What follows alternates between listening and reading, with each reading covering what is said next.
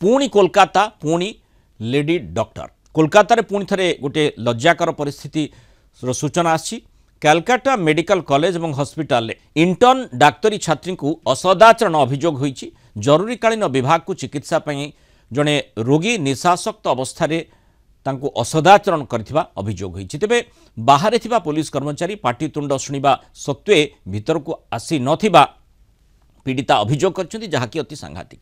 एनिस hospital कर्तृपक्ष निकटरे अभियोग करछन्ति doctor एवं डाक्तरी छात्र।